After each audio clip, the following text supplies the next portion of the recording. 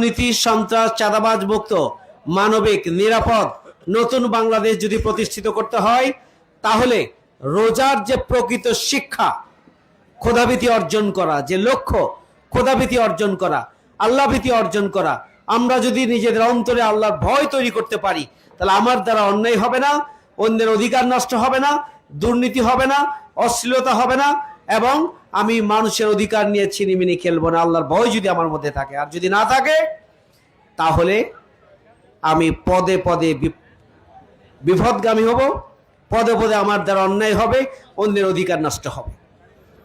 এই মাসের মর্যাদা এই জন্য, এই মাসে কোরআন নাজিল হয়েছে। কোরআন হচ্ছে সত্য মিথ্যার পার্থক্য নির্দেশকারী। কোরআন হচ্ছে আল্লাহর পক্ষ থেকে মানুষের জন্য হেদায়েত। কোরআন হচ্ছে সুস্পষ্ট নিদর্শন আল্লাহর পক্ষ থেকে।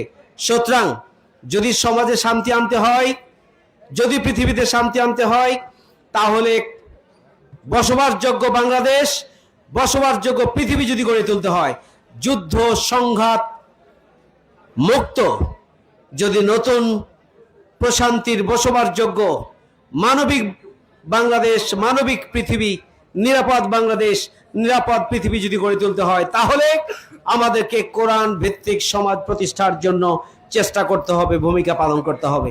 ব্যক্তিগতভাবে আমরা যদি সেই ভূমিকা পালন করতে পারি, কোরআনের আলোকে আমরা নিজেদেরকে রাঙাবো, কোরআনের আলোকে আমরা আমাদের পরিবারকে রাঙাবো, কোরআনের আলোকে আমরা সমাজকে পরিবর্তনের জন্য ভূমিকা রাখবো, কোরআন প্রতিষ্ঠার মাধ্যমে সুখী, সমৃদ্ধশালী, বসবাসযোগ্য মানবিক বাংলাদেশ প্রতিষ্ঠার জন্য কোরআনের সৈনিক হিসাবে আমরা ভূমিকা পালন করব। যদি তা করতে পারি, তাহলে রমজানের এই শিক্ষা সার্থক হবে।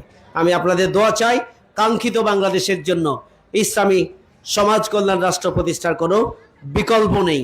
এই জন্য আমাদেরকে নিজ নিজ জায়গা থেকে ভূমিকা পালন করতে হবে, তাহলেই আজকের আলোচনা সার্থক হবে।